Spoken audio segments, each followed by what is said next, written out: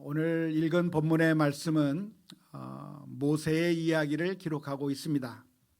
모세라고 하는 사람이 어떻게 이스라엘 민족을 구원해낼 수 있었는가라고 하는 이 질문에 대해서 모세는 믿음으로 이 모든 일들을 했다고 히브리서 11장의 말씀은 기록하고 있습니다.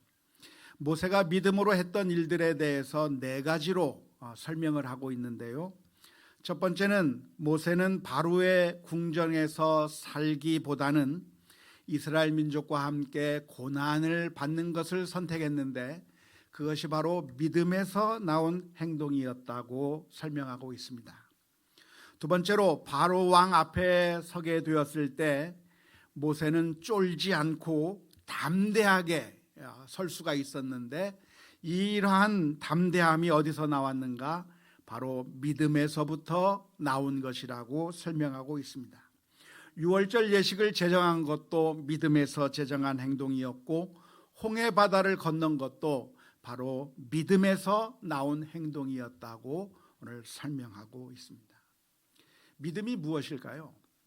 믿음이 무엇을 가리켜서 믿음이라고 하죠? 믿음이라고 하는 것은 보이지 않지만 확인할 수 없지만 믿어주는 것을 믿음이라고 합니다. 이미 확실하고 모든 것들이 다 뚜렷하게 보이는 것을 믿는 것을 가리켜서 믿음이라고 할 수가 없습니다. 안 보이지만 신뢰하고 아무런 증거가 없는 것 같지만 그것을 믿는 것을 그것을 믿음이라고 합니다. 예를 들어서 어떤 사람이 있다고 하십시다. 어떤 친구가 있다고 하십시다. 과연 이 친구가 내 편인지 아닌지 어떻게 알 수가 있을까요? 과연 이 친구가 나를 위해서 행동해 줄지 않을지 무엇으로 확인할 수 있겠습니까? 사실 확인하는 방법이 쉽지가 않은 겁니다.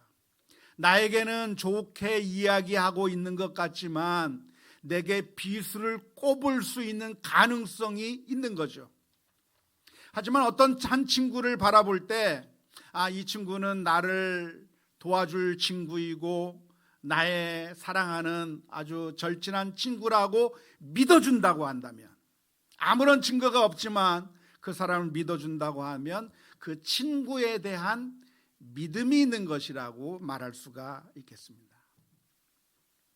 모세가 가지고 있었던 믿음은 무엇이었는가? 모세가 가지고 있었던 믿음은 하나님에 대한 믿음이었습니다. 하나님이 보입니까? 안 보입니까? 안 보이는 거죠. 하나님을 눈으로 확인할 수 있습니까? 없습니까? 확인할 수가 없는 거죠. 그래서 수많은 사람들이 하나님을 못 믿겠다고 하는 거 아닙니까? 안 보이니까. 그런데 안 보이는데 그 안 보이는 하나님을 믿기 때문에 믿음이라고 말할 수 있는 겁니다. 지금 모세의 눈앞에 보이는 것이 무엇이냐면 바로가 보이는 겁니다. 바로 왕이 있고 애굽의 군대가 있고 또 바로의 궁정이 있습니다. 바로의 궁전이 주는 그 화려함과 편안함을 느낄 수 있습니다. 하지만 하나님은 전혀 눈에 보이지 않는데도 불구하고 모세는 그 하나님이 계시다고 믿었고 그 믿음 때문에 하나님을 인정하지 않는 사람들과는 다른 방식으로 살아갈 수 있었다고 말할 수가 있겠습니다. 모세는 바로의 궁전에서 사는 것으로 만족해 하지 않았습니다. 그리고 모세는 이스라엘 민족과 함께 하나님의 백성과 함께 고난받는 것을 선택했습니다. 사실 모세가 가지고 있었던 이 신분이야말로 모든 사람들이 다 부러워하는 신분이었습니다. 애굽 나라에서 왕자로 있다고 하는 것이야말로 얼마나 부러움의 대상입니까? 정말 모든 사람들이 바라고 있는 것이 바로 그것일 겁니다. 모세는 권력도 가지고 있었고 부도 가지고 있었고 모든 것을 다 가지고 있었지만 모세는 그것이 가장 중요하다고 생각하지 않고 이것은 별 가치가 없다고 생각하고 하나님의 백성과 함께 고난받는 것을 선택하게 되었는데 이것이 하나님을 보았기 때문에 하나님을 믿었기 때문에 가능한 일이었다고 오늘 히브리서 11장의 말씀 가운데서 기록해 주고 있습니다. 출애굽기 2장에 보면 어느 날 모세가 왕궁 밖으로 나갑니다. 왕궁 밖으로 나가서 자기 동포들이 어떻게 살고 있는가를 바라보게 되었는데 자기 눈앞에서 아주 끔찍한 일이 벌어지는 겁니다. 애굽 사람이 자기의 동포를 학대하고 있는 모습을 목격한 거죠. 부당하게 학대를 당하고 착취를 당하는 그 모습을 보았을 때 모세는 그 순간에 외면하고 그 자리를 뜰 수도 있었습니다. 하지만 모세는 그 순간에 그렇게 한 것이 아니라 그것을 못 본 척하고 지나갈 수가 없어서 그 자리로 뛰어갔습니다. 그리고 그 애굽 사람을 향해서 항의를 합니다. 왜 때리느냐? 항의하고 그 사람과 싸우는데 결국 어떻게 했냐면 그 애굽 사람을 돌로 쳐 죽여서 그 사람을 모래 속에 감추는 그런 일을 했다고 출애굽기 2장에서 기록하고 있습니다. 결국 이 일로 인해서 모세는 애굽의 왕궁에서 살지 못하고 도망가야 했었고 광야에서 40년 동안 숨어서 지내야만 했는데요. 그 일에 대해서 히브리서 기자가 모세의 그 일을 기록하면서 뭐라고 평가를 했냐면 그렇게 모세가 애굽 사람을 때려 죽인 일이 무엇에서 나온 행동이었다? 믿음으로 한 일이었다라고 기록하고 있는 겁니다. 모세가 애굽 사람을 쳐 죽인 일이 어떤 일이었는가? 믿음에서 나온 행동이었다. 오해하지 마십시오. 그러니까 사람을 때려 죽여도 괜찮다고 하는 그런 의미의 말씀이 아닙니다. 성경 전체에서 가르쳐주고 있는 말씀에 의하면 살인은 죄인 것이고 이것은 아주 하나님께서 싫어하시는 끔찍하게 여기시는 그런 죄라고 하는 사실을 분명하게 기억해야 합니다. 그런데 모세가 애굽 사람을 쳐 죽이고 동포를 살린 그 이야기를 쓰면서 이것이 믿음에서 나온 행동이었다고 히브리서에서 기록하고 있는데 그렇게 기록하고 있는 이유가 무엇이냐면 모세가 그렇게 한 행동에 있는 그 모세의 마음을 이야기하고 있는 겁니다.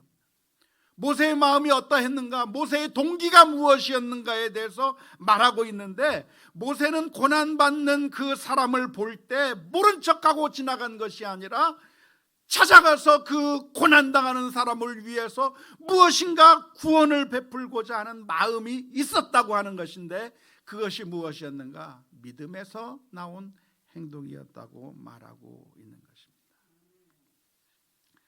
보통 우리 주변에 고난당하는 사람을 만나게 되면 우리들은 그냥 모른 채 하고 지나가는 것이 일반적인 반응입니다. 예수님께서 해주신 선한 사마리아인의 비유를 보면 강도 만난 사람이 있을 때 그 옆을 지나간 사람이 사마리아 사람만 지나간 것이 아니었습니다. 사마리아 사람 이전에 두 사람이 지나갔습니다. 누가 지나갔죠? 제사장이 지나갔습니다. 하나님의 말씀을 잘 알고 있는 제사장이 그 강도 만난 사람의 옆을 지나가는데 강도 만난 사람을 보고 그냥 피해버린 거예요. 그 옆을 레위인이 지나가는데 그 사람을 보고 그냥 피해버린 거예요. 왜 피합니까? 예수님께서 해주신 비유에는 그 피한 이유에 대해서 설명하고 있지 않지만 우리가 충분히 추측해 볼 수가 있는 것입니다. 아마도 내가 이 사람을 도와주다가 내가 손해를 당하면 어떡하나, 나도 강도를 만날 수도 있겠다라고 하는 그런 두려움에서부터 내가 이 사람을 돕기 위해서 내가 시간을 빼앗기기도 하고 물질을 손해 보아야 하기도 하고 여러 가지 손해들이 머릿속에서 생각이 나게 될 때 강도 만난 자를 보고도 그냥 지나쳐 버릴 수밖에 없는 것이 보통 사람들의 모습입니다. 몇 년 전에 보았던 한 뉴스, 몇 년 전에 보았던 그 뉴스에 나온 한 동영상을 보면서 저는 굉장히 마음이 아팠습니다. 어떤 동영상 뉴스였냐면 한국미래기술의 회장이라고 하는 양모 회장의 갑질 논란의 영상이었습니다. 회사였는데요, 그 회사에서 그 양모 회장이라고 하는 사람이 직원 한 사람을 앞에 세워놓고 혼내기 시작합니다. 뭔가 잘못한 게 있었던 것 같아요, 그 직원이. 그런데 그 직원을 향해서 혼을 내기 시작하는데 분노하면서 무차별 폭행을 가하기 시작하는 겁니다. 무릎을 꿇리고 무차별 폭력을 가하는 그 영상을 바라보는데 참 굉장히 충격적인 모습으로 제게 다가왔습니다. 그런데 그 모습 중에서 더 충격적인 것이 무엇이냐면 그 회사에서 일하고 있는 사람들의 모습이었어요.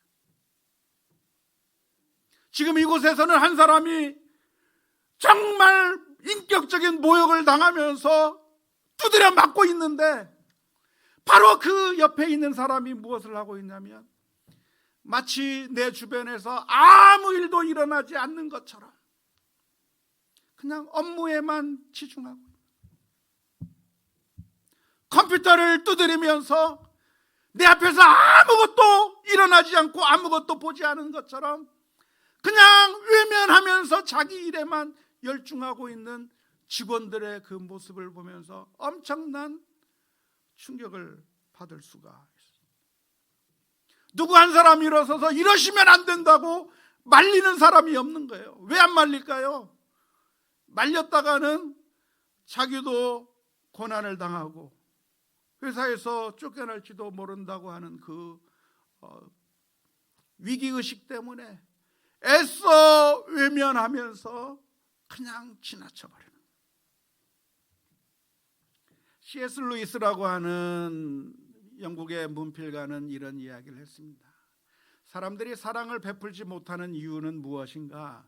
그것은 내가 내 것을 가지고 다른 사람을 도와주다가 결국 그 결과 내 삶이 흔들리게 되고 무너질까 봐 그런 두려움 때문에 사람들은 사랑을 베풀 수가 없다고 이야기했는데 바로 그런 모습이 등장하는 겁니다. 우한에서 교민들을 데려온다고 하니까 그 피해가 나에게 올까 봐 데려오지 말라고, 우리 동네는 그 사람들을 수용해서는 안 된다고 하는 그런 대모를 하는 것이 그냥 자연스러운 세상에 우리가 살아가고 있는 것이죠. 그런데 모세는 어떻게 했는가? 모세는 왕궁에 살면서 애굽 왕 바로가 주는 그 모든 혜택을 가지고 편안하게 살 수 있었던 그 모세가 자기 동족이 억울하게 두드려 맞고 착취당하고 고난당하는 그 모습을 보면서 그냥 외면하고 지나친 것이 아니라 그 싸움의 현장 가운데 들어가서 그 사람을 말리려고 하고 그 사람을 제어하려다가 결국 그렇게 했다고 하는 것이 히브리서 11장의 말씀에서는 그 마음이 어디서부터 왔는가? 믿음에서부터 온 것이다. 내가 왕궁에서 편하게 살 수도 있지만 그렇게 사는 것이 아니라 하나님의 백성과 함께 고난을 받는 것을 더 좋아하고 그리스도를 위하여 받는 수모를 더 큰 재물로 여겼다. 그것이 바로 믿음이었다는 겁니다. 바로 우리들의 눈앞에 보이는 것들만 바라보았다고 한다면 그렇게 할 수 없을 겁니다. 하지만 하나님이 계시고 하나님께서 우리를 바라보시고 있다고 하는 사실을 믿는다고 한다면 이 세상에서 고난을 당한다고 할지라도 아무 문제가 되는 것이 아니에요. 하나님께서 계시기 때문에 그런 것이고 하나님에 대한 믿음 때문에 모세는 그 상황 가운데서 왕궁에서 쫓겨나가는 것이 그렇게 두려운 것이 아니었다고 오늘 성경은 기록하고 있는 것입니다. 아마 성경을 주의 깊게 읽으신 분들이라고 한다면 히브리서 11장의 말씀을 읽으면서 고개를 갸우뚱거리실 분들이 있을 겁니다.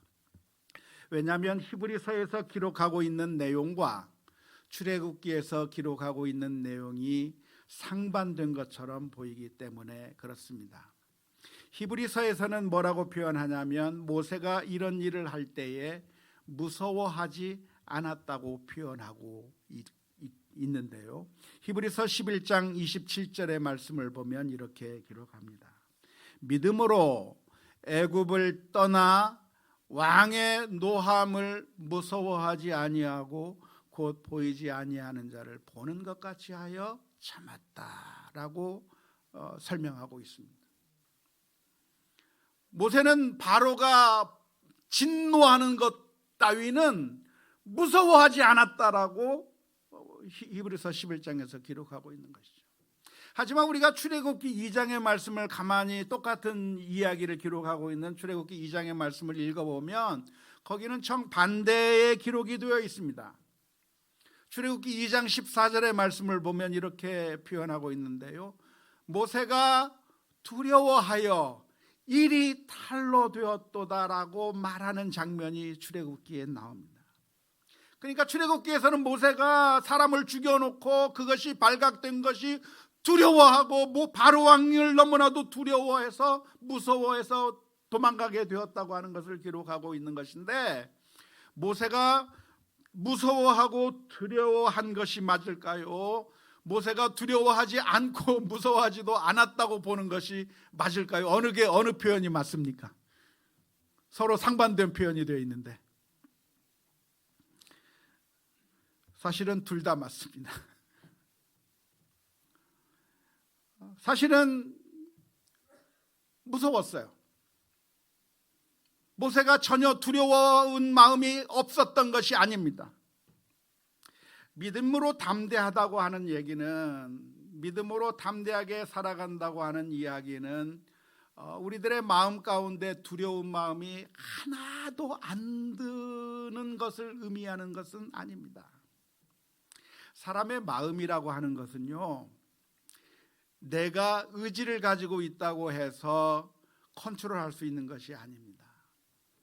사람의 마음이라고 하는 것은 내 마음대로 할 수가 없는 것이죠. 그래서 마음은 내 마음인데 왜 내 마음대로 안 되나 그런 말들 하잖아요.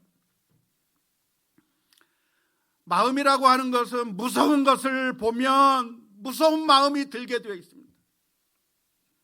기쁜 일을 보면 기쁜 마음이 들게 되어 있고, 화나는 일을 보게 되면 화나는 마음이 생기게 되어 있습니다.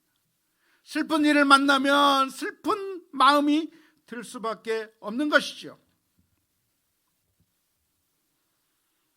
누군가 사랑하는 사람을 잃어버린다고 한다면, 우리 가족 가운데서 우리 부모님을 잃는다든지 배우자를 잃는다든지 그렇게 해서 죽는 일이 생기게 된다고 하면, 크리스찬은 죽음이라고 하는 것은 마지막이 아니라 결국 천국에 들어가는 관문이요, 믿음으로 이 사람들이 천국에 들어갔으니까 장례식 날 기뻐하고 즐거워하고 잔치할 수 있습니까? 못하는 거예요. 왜? 슬픔이 그 마음을 짓누르기 때문에 그렇죠. 슬픈 건 슬픈 거죠. 만일 그런 슬픔의 상황 가운데서도 슬퍼하지 않고 있다고 한다면 그 사람은 냉혈한이지 참된 믿음의 사람이라고 말할 수가 없는 거죠. 사람 마음이라고 하는 것은 그 상황에 따라서 기쁘기도 하고 슬프기도 하고 분노하기도 하고 여러 가지 감정들이 자꾸만 나올 수밖에 없는 겁니다. 무서운 일을 만나게 되면 두려울 수밖에 없는 것이 우리들의 마음입니다. 하지만 믿음을 가지고 있다고 한다면 거기서 끝나는 것은 아니죠. 슬프긴 한데, 너무나도 힘들고 어려운데 완전히 절망해 버리는 것이 아니라 하나님을 볼 수 있기 때문에 소망을 가지고 다시 일어설 수 있는 게 믿음입니다. 두렵고 무섭기는 한데, 그래서 마음이 떨리고 정말 불안한 마음이 들기는 하는데, 그런데 그것 때문에 완전히 좌절해버리고 공포에 떠는 것이 아니라 믿음으로 한 발자국 옮길 수 있는 힘을 얻는 게 믿음인 거죠. 크리스찬이라고 해서 우울증에 걸리지 않는 것이 아닙니다. 우울증에 걸릴 수 있습니다. 크리스찬이라고 해서 공황장애가 오지 않는 것이 아닙니다. 공황장애가 올 수가 있어요. 그렇게 우울증에 걸리고 공황장애가 왔다고 해서 크리스찬이 왜 그 모양 그 꼴이냐고 비난해서도 안 됩니다. 사람의 마음이라고 하는 것이 그럴 수 있는 것이 당연해요. 하지만 그 상황 가운데서 두려운 마음이 들지만 거기서 완전히 절망해버리고 일어나지 않는 것이 아니라 그럼에도 불구하고 하나님을 바라보면서 일어서는 것이 믿음이라고 하는 것을 기억할 수 있기를 주님의 이름으로 축원합니다. 모세도 마찬가지죠. 거대한 권력 바로 왕 앞에서 두려움이 전혀 없었다고 한다면 거짓말입니다. 그 바로 왕의 그 어마어마한 권력 앞에서 공포스러움을 느끼지 않았다고 한다면 거짓말입니다. 하지만 그 두려움을 느꼈지만 그럼에도 불구하고 그래서 아무것도 못한 것이 아니라 그 자리에서 일어날 수 있었다고 하는 것이죠. 우리의 목표는 우리들의 마음 가운데 아무런 공포도 느끼지 않고 두려움도 느끼지 않는 것이 우리의 목표가 아닙니다. 그것은 불가능한 목표입니다. 어떤 종교에서는 우리들의 마음을 수련하고 마음을 잘 다스리게 되면, 마음을 비우게 되면 전혀 흔들리지 않는 상태로 나아가는 것을 목적으로 하는 그런 종교가 있기는 하지만 그것이 가능한 것이 아닙니다. 조금 나아질 수는 있겠지만 우리들의 마음은 컨트롤할 수 있는 게 아니죠. 하지만 주님 손 붙들고 다시 일어날 수 있는 힘을 얻어야 그것이 믿음이라고 할 수 있을 줄로 믿습니다. 고린도후서 4장 7절에서부터 10절 말씀은 이렇게 기록합니다. 우리가 이 보배를 질그릇에 가졌으니 이는 심히 큰 능력은 하나님께 있고 우리에게 있지 아니함을 알게 하려 함이라. 우리가 사방으로 우겨쌈을 당하여도 쌓이지 아니하며 답답한 일을 당하여도 낙심하지 아니하며 박해를 받아도 버림받지 아니하며 거꾸러뜨림을 당하여도 망하지 아니하고 우리가 항상 예수의 죽음을 몸에 짊어지면 예수의 생명이 또한 우리 몸에 나타나게 하려 함이라. 이게 우리의 기도의 제목이 되어야 될 줄로 믿습니다. 하나님, 믿음을 더해 주셔서 슬픔 가운데 좌절하는 것이 아니라 일어설 수 있는 힘과 용기를 주옵소서. 고통스러울 때 이 세상의 것들만 바라보고 절망하는 것이 아니라 하나님을 바라보게 해 주옵소서. 기도하며 나가야 될 줄로 믿습니다. 하나님을 믿었기 때문에 모세는 그 위대한 일을 해낼 수가 있었던 겁니다. 절망적인 상황 가운데서 완전히 쓰러진 것이 아니라 이스라엘 민족을 구원해내는 그런 어마어마한 일들을 해낸 것이죠. 오해하지 마십시오. 그냥 무조건 믿기만 해도 된다고 하는 것을 말씀드리는 것이 아닙니다. 긍정적인 사고방식이라고 하는 그런 곳에서는 나는 할 수 있어, 나는 할 수 있다라고 긍정적으로만 생각하면 된다고 그렇게 이야기를 합니다. 물론 좋은 말이에요. 잘못된 말은 아닙니다. 하지만 무조건 믿기만 한다고 해서 되는 게 아니에요. 믿음의 중요한 요소가 무엇입니까? 믿음이라고 하는 것이 가지고 있는 제일 중요한 요소가 뭘까요? 믿음에 있어서 가장 중요한 요소. 그것은 내가 확신을 얼마나 더 하느냐가 중요한 게 아닙니다. 믿음에 있어서 제일 중요한 요소가 무엇이냐면 우리가 믿고 있는 그 대상이 진짜냐 가짜냐가 더 중요합니다. 잘못된 걸 믿으면 어떻게 되죠? 믿는 도끼에 발등 찍히는 겁니다. 이만희를 보고 가면 영생불사할 줄 알고 따라가면 죽는 겁니다. 망하는 거예요. 그러기에 믿음은 그냥 믿기만 하면 되는 게 아니에요. 아무 종교든지 그냥 믿기만 하면 믿으니까 괜찮은 게 아니에요. 그 믿음의 대상이 정말 사실이냐 아니냐를 발견하는 것이 그게 정말 중요한 것인데, 그래서 성경의 가르침이 무엇입니까? 방백들을 의지하지 말고 도울림이 없는 인생도 의지하지 말지니 오직 야곱의 하나님을 자기의 도움으로 삼는 자는 복이 있도다.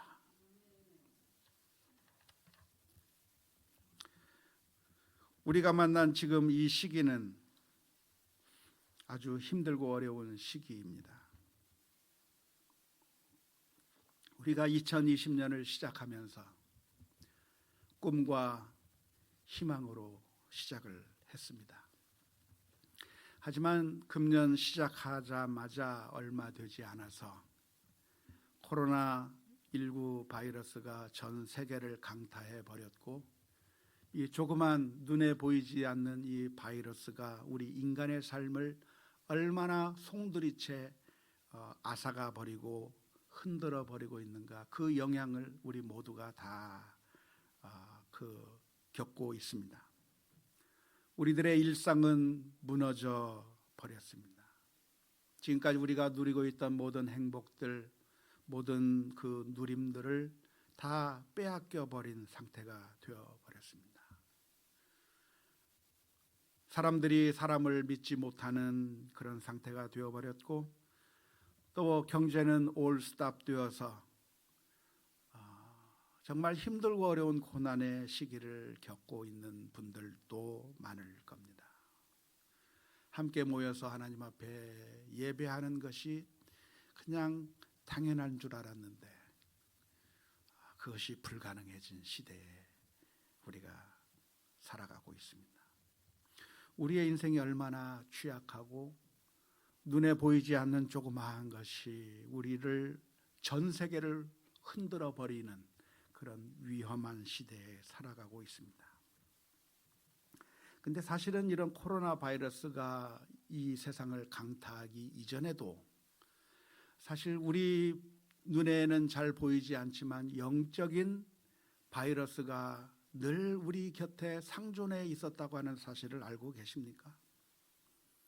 우리는 우리가 쉽게 내뱉는 말 한마디 한마디로 수많은 사람들을 무너뜨리고 좌절하게 만들고 쓰러지게 만듭니다.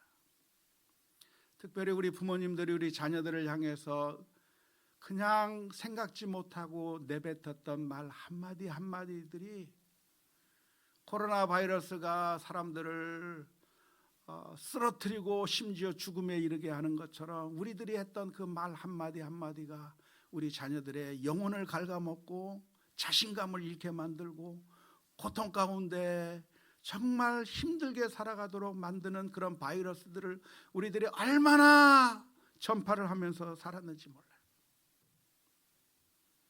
이 바보 같은 놈아, 이 머저리야, 너는 그런 것도 못해 하는 그런 비아냥거렸던 말들이 우리 자녀들의 가슴을 후벼 파면서 무너뜨리고 있었던 것이 얼마나 많은지 몰라요. 그래서 우리가 조심을 해야 되는 거죠. 우리는 사랑의 말을 해줘야 합니다. 긍정의 말을 해줘야 돼요. 확신을 심어주는 말을 많이 해야 돼요. 저는 참 제 아내에게 늘 고맙다는 그런 생각을 많이 가지고 있는데요. 제 아내는 늘 긍정적인 이야기를 많이 했어요. 우리 아이들에게. 미국에서 자라는 우리 아이들 힘들었을까요? 쉬웠을까요? 힘들었을 거라고 생각이 들어요. 백인 동네에, 그리고 갑부들이 살고 있었던 바로 그 동네에 가장 가난한 집에 살고 있던 우리 아이들인데, 동양 아이가 그 백인들 사이에 들어가서 공부하다 보면 표현하지 않았지만 그 아이를 동양 아이라고 비웃는 아이들도, 비아냥거리는 아이들도 못 산다고 눈치 주는 아이들도 분명히 있었을 거라고 생각을 해요. 근데 제 아내는 늘 어떤 이야기를 했냐면 우리 아이들한테 너는 참 복의 많은 아이야. 다른 아이들이 널 정말 좋아하나 보다. 하나님이 너를 특별히 더 사랑하나 보다. 너는 정말 많은 달란트를 가지고 있나 보구나. 긍정의 바이러스들을 많이 이야기해주죠. 학교 가면 싫어하는 애가 왜 없겠어요? 싫어하는 이야기만 자꾸 얘기해주면 정말 그런가 보다 생각할 거예요. 근데 단 한 번도 그런 얘기 안 했어요. 정말 너는 복된 아이다.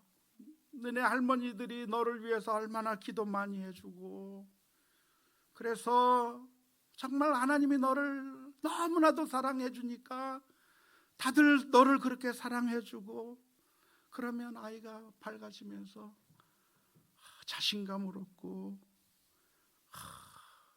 그런 그 아이에게 긍정의 바이러스를 많이 심어줘요. 제가 어렸을 때 살 때 보면은 부모님한테 좋은 얘기를 못 듣고 늘 이 바보야 머저리야 그런 얘기만 듣고 살았던 것 같아요.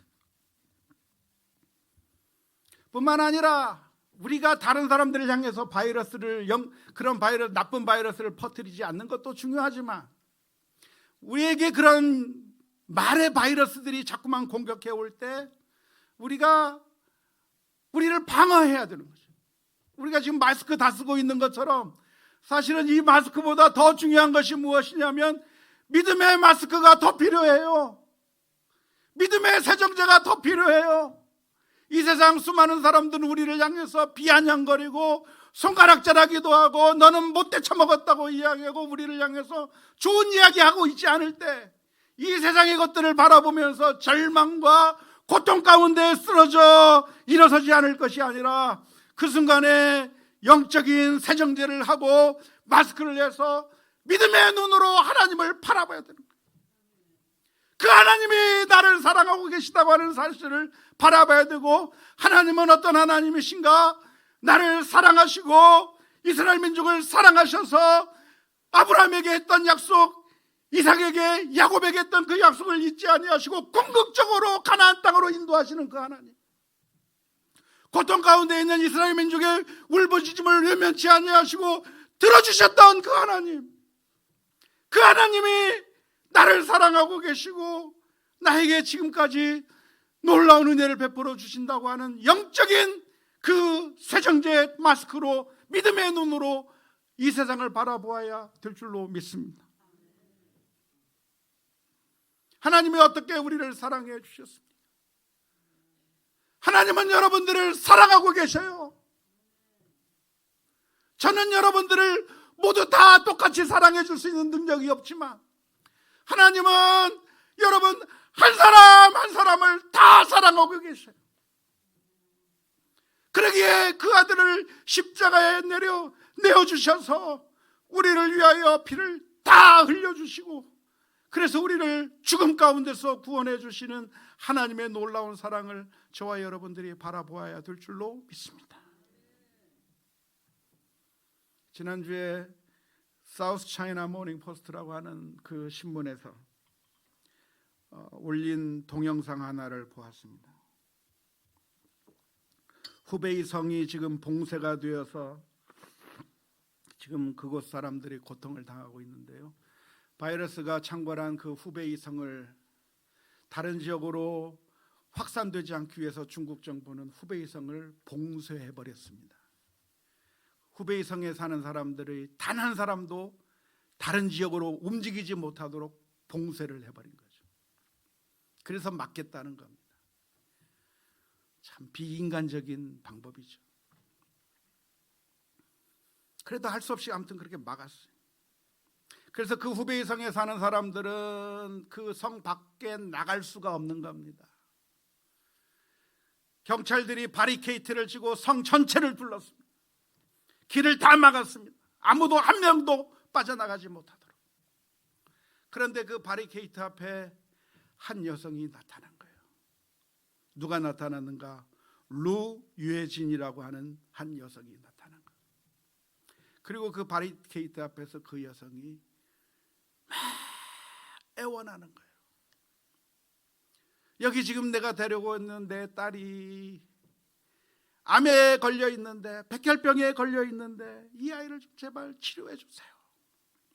이 아이를 치료할 병원이 이 후베이 성 안에는 없는데 옆에 있는 도시에 가서, 큰 병원에 가서 우리 아이가 치료를 받아야 되는데 이 아이 가만 놔두면 안 되니까 제발 우리를 좀 이 아이를 좀 통과시켜 달라고. 나는 안 가도 좋으니까 이 딸아이만 좀 보내달라고. 그런데 그 자리를 짓고 있는 공안들은 표정 하나 바뀌지 않고 들은 척도 하지 않는 거예요. 거기서 계속해서 울부짖습니다. 결국 간부들이 상부에 전화해가지고 최종 승낙을 받았어요. 문이 열리고 그 두 사람을 앰뷸런스에 실어서 병원으로 이송하는 장면을 봤습니다.